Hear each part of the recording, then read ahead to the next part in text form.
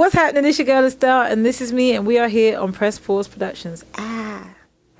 Hey guys, it's your girl Tiffani D with Press Pause Productions, and I am here at the one and only Estelle, who just tore it all the way up, down, backwards, and sideways tonight. Had my weave all sweated out. Wigs was snatched. That's a good time. Edges was lifting, but we enjoyed ourselves.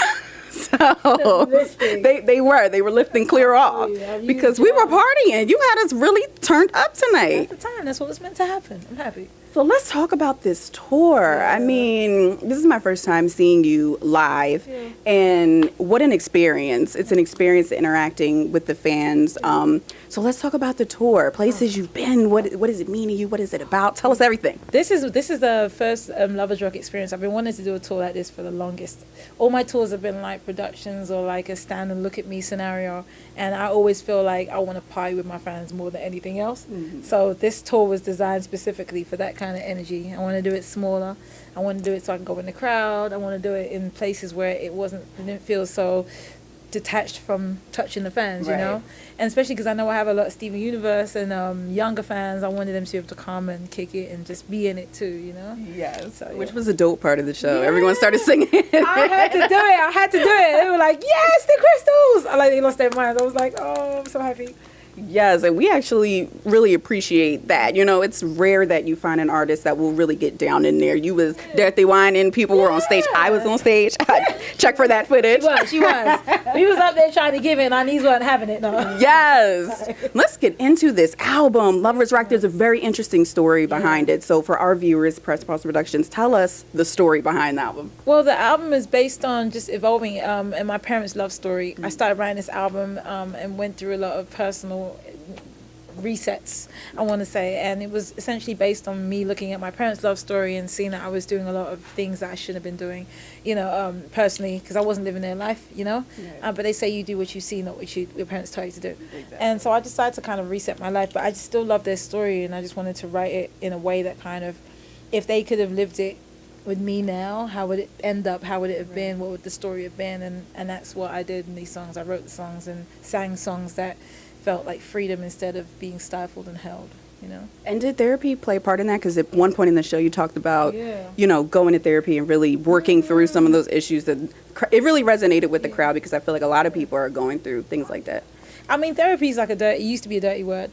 People used to be like, oh, you crazy if you go, you know, like you nuts, trigger words, I'm sorry. But like, what's going on with you if you're going to therapy?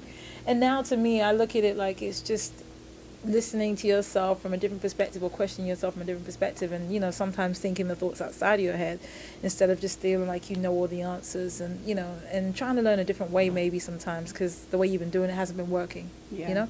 So I think therapy is amazing, and it's healthy, and it's something that everyone should do at some point in their life.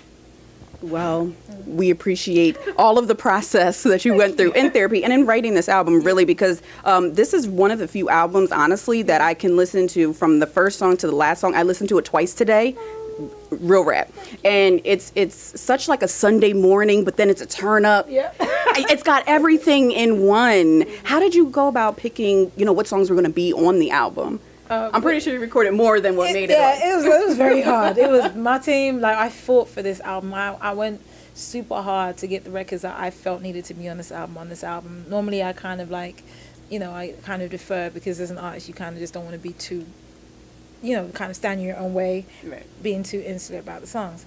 This time around, I was like, nah, that record's making it. Nah, that one over there. I feel that one. This is going in. It's going in this order. Right. And I did it. You know, I was fighting the team on this one. I was in it because I just knew, and I just felt like this had to be a specific thing. It's a story. It's a specific story, and I wanted it to touch people in a specific way. So yeah. Well, it has, because you can see we have B-roll footage. You could see the crowd just bumping. So it definitely did. Thank you so much for that experience. No worries. It is an experience, so please make sure you check out the tour. When she comes to your city, check out the album, Lovers Rock. I love it so much. Thank you so much, Estelle. Thank you so much, my love. Thank you. Amazing.